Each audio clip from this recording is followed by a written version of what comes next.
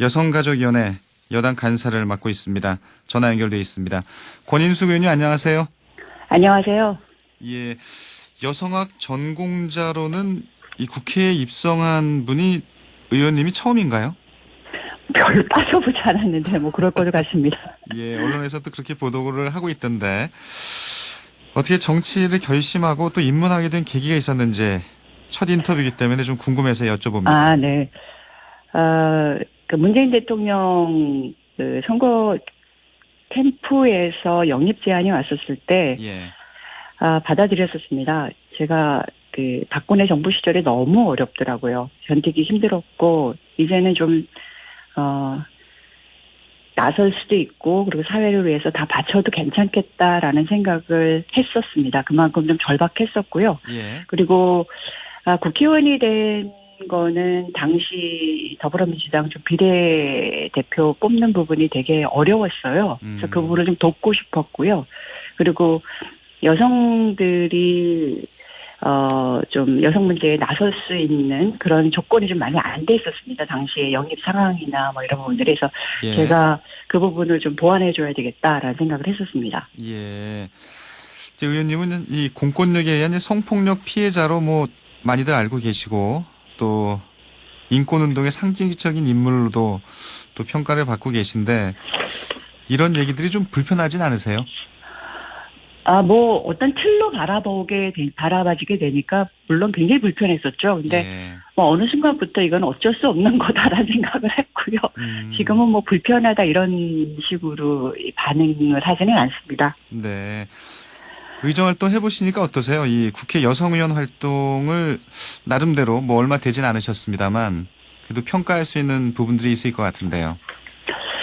좀 안타까운 부분은 많이 있죠. 아무래도 이 국회의원의 다수가 50대 이상의 남성인데 지금 요번에 많이 문제가 됐던 뭐 엠번방 사건이나 여러 가지 여성폭력 이슈와 관련해서는 사실 이 세대 분들이 이걸 공감하고 관심을 제대로 기울일 수 있는 조건이 되지는 않잖아요. 현실적 자체가. 네. 그래서 이 국회에서 이 다수 젊은 여성들의 삶이 반영되기가 굉장히 어려운 조건, 그리고 아직도 성평등 의제는 많은 면에서는 그 좀 립서비스 수준에 머물러 있는 그냥 그런 현실들은 다양하게 목격이 되죠. 예. 목격이 되고 그래서 우리 사회가 이 성평등이라는 부분을 좀 행복한 사회를 만들고 지속 가능한 사회를 만들기 위한 문제로 좀 정말 이렇게 중심에 놓고 같이 바라볼 수 있게 바뀌어야 된다고 저는 믿고 네. 많은 분들이 아마 그렇게 믿을 것 같은데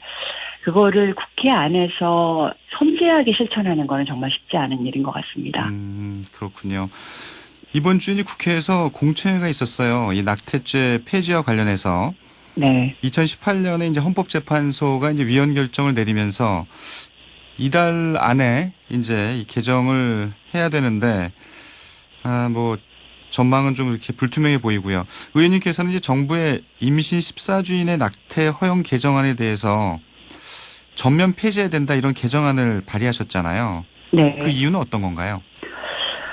가장 핵심은 이제 낙태를 범죄로 바라보지 말자라는 거죠. 예. 그러니까 실제로 우리 이 낙태법이 사실 사문화되어 있었죠. 근데 요번에 이 정부 안은 그 사문화된 법을 형법 속에 꼼꼼하게 다시 재배치하면서 다시 살려내는 그런 문제가 있고 예. 그래서 퇴행적인 면이 분명히 있고요.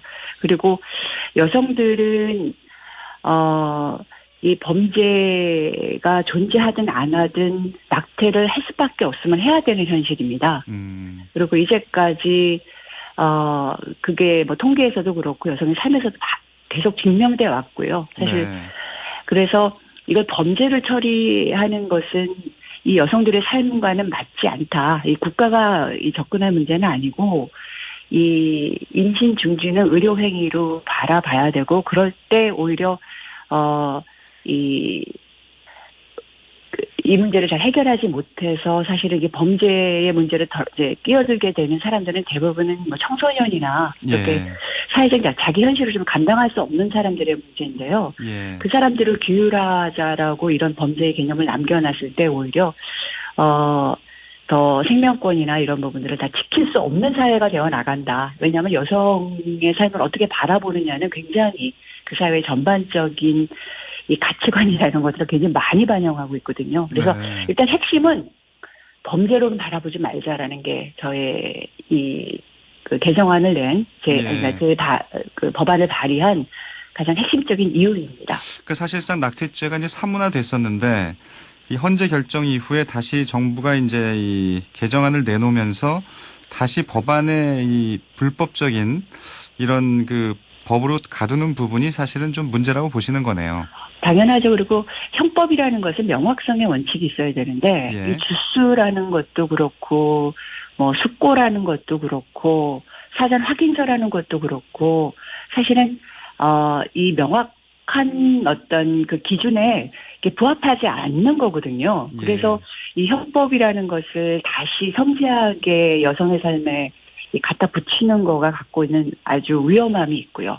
그러니까 현실적으로도 의미가 없고 잘 적용되기도 어렵고 악용될 가능성이 굉장히 높고 결과적으로 보면 아주 소수의 이게 힘없는 여성들만 규율하겠다는 그런 법으로서 남을 것 같고 그다음에 공격이나 협박용으로 이제까지 이제 낙태죄는 주로 쓰였는데 전 뭐 남자친구나 이런 사람들의 그런 여지도 여전히 남아 있고요. 그래서 이제는 조금 다른 각도로 세상을 좀 바라보자라는 네. 것이 저의 주장입니다.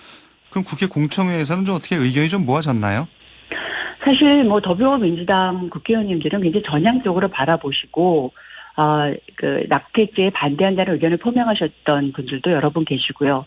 근데 다만 국힘당이 굉장히 구구적인 뭐 종교적 패러다임 옛날에 막 그 애기들 막 이렇게 모습 틀고 뭐 이런 식의 비디오 틀고 사진 보여주고 뭐 이런 수준의 그 논의를 하셔서 뭐 6주에 뭐 저거 하자 6주 정도로 이제 막자 뭐 이런 식의 논의를 하시고 예. 아니면 뭐 친족 범위도 지금 너무 넓다 이 친족 범위 더 좁히자 뭐 이런 식의 얘기를 하셔서 이게 같이 논의하기가 정말 어려운 수준으로 합리적인 수준으로 가기가 참 어려웠습니다. 네. 굉장히 안타까웠고요. 그렇긴 하지만 이게 이제 12월 31일까지 입법 시한이 남아 있는 부분이어서 네. 이 요소까지 같이 이제 고려하여서 가야 될 것 같은데 여성들이 사실은 이 낙태죄와 관련해서는 이번에 굉장히 열심히 의사표명을 하고 싸워왔습니다. 뭐 10만 명 국회 그 청원을 이제 동의를 했는데 그게 굉장히 어려운 숫자거든요. 예. 이 청와대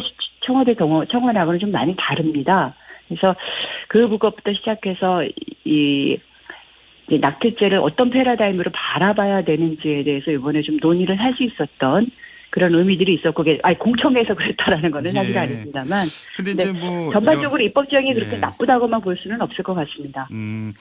그러니까 여야 의원들이 이제 뭐 개별적으로 이제 의견을 밝히는 부분은 좀 뭐 차이가 있었지만은 민주당 의원들이 야당은 들어오진 않았습니다. 야당은 들어오진 않았고 이제 안 오셨고요. 네, 본인들이 초청한 진술인 4명이 와 있었고 그분들이 굉장히 아주 극단적인 수준의 낙태 반대를 주로 이제 표현하셨었고요. 예. 다 그런 건 아니지만 거의 그런 모습이었고 그래서 네. 조금 그 공청회 자체는 좀 많이 난감하고 실망스럽게 진행된 면이 분명히 있죠.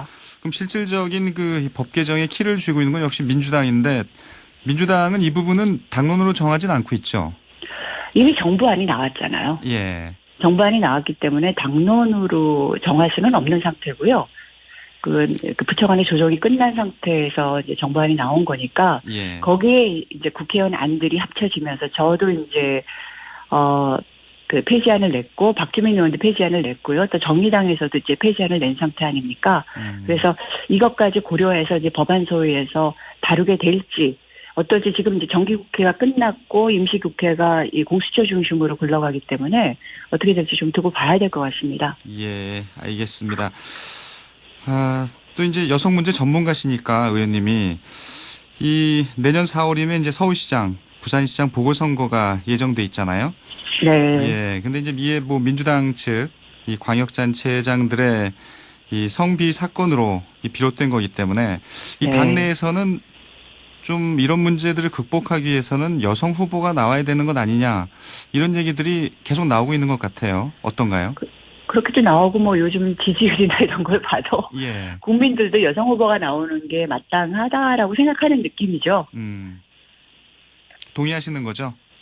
예, 저는 뭐 맨 처음부터 이것밖에 대안이 될 수 없다라고 주장을 해왔었고요. 예. 그래서 근데 이제 뭐 여성이라고 다 똑같이 이 조직 문화나 이런 거에 이 굉장히 이렇게 낮은 직급에서 주로 여성들이 일하면서 만들어졌던 그 힘의 불균형 속에서 그 형성된 뭐 성차별 문화나 성희롱적 문화 이런 것들을 아주 섬세하게 잘 바라보면서 개선할 수 있는 것은 아니어서요. 예. 그래서 저는 어떤 여성인가도 굉장히 중요한 부분이라고 생각은 합니다. 근데 지금의 이제 전반적인 조직 문화나 이런 거를 진단해 나가고 변화시켜 나가고 그리고 전체의 사회 변화를 주도하는 데에는 확실히 여성이 훨씬 더 유리하고 그 본인들의 경험이나 이런 부분들을 잘 살릴 수 있는 상황인 거는 같습니다. 네.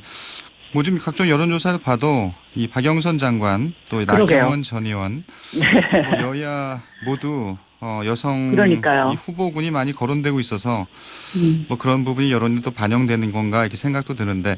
네, 아무래도 국민들의 의지가 있는 것 같습니다. 근데 당내에서는 어떻게 보면 여성 후보에 이제 가산점을 주는 제도가 있잖아요. 경선에. 네. 근데 이제 그게 여성 후보의 어떤 인지도나 또 이런 부분들을 감안했던 건데 실제 뭐 장관까지 하고 또 국회의원도 여러 번 하시고 이렇게 많이 알려진 여성 후보에게 가산점을 주는 거는 좀 문제 아니냐 이런 비판도 당내에 있는 것 같아요. 그거는 단순히 인지도만의 문제가 아니라 가산점을 준 거는 예. 이 경선 구도에서 여성들이 가지고 있는 불리함들과 그다음에 여성들이 아무래도 이 참여가 낮은 이런 요소들을 이제 고려한 것이었거든요. 예. 여성들이 네트워킹이라든가 이 당내 네트워킹 뭐 이런 부분들에서 항상 좀 굉장히 많이 불리한 면이 많습니다. 그러니까 본선에서는 사실 여성이 더 불리하다고 볼 수는 없는데 경선에서는 여성들이 확실히 불리한 면이 분명히 있고요. 그러니까 뭐 이번에 최고위원 선거에서도 보시면 아시겠지만 여성 한 명 들어가는 게 정말 쉽지 않은 그런 현실이거든요. 그리고 네. 지난번에 광역지자체에서 여성 후보가 한 명도 나오지 않았잖아요. 그렇죠. 그게 현실입니다. 그래서 그거는 지금 뭐 가산점 얘기를 지금 거론할 상황은 전혀 아닌 것 같은데요. 알겠습니다. 아무래도 여성 문제 전문가시니까 어떤 시각을 갖고 계신지 제가 또 좀 궁금했었습니다. 예. 네. 예, 하여튼 뭐 인터뷰 통해서 여러 가지 얘기 많이 해주셨는데요. 예. 네. 아무튼 낙태죄 부분이 또 어떻게 결론이 날지 좀 지켜보도록 하겠습니다. 오늘 말씀 잘 들었습니다. 네, 감사합니다. 더불어민주당 권인숙 의원이었습니다.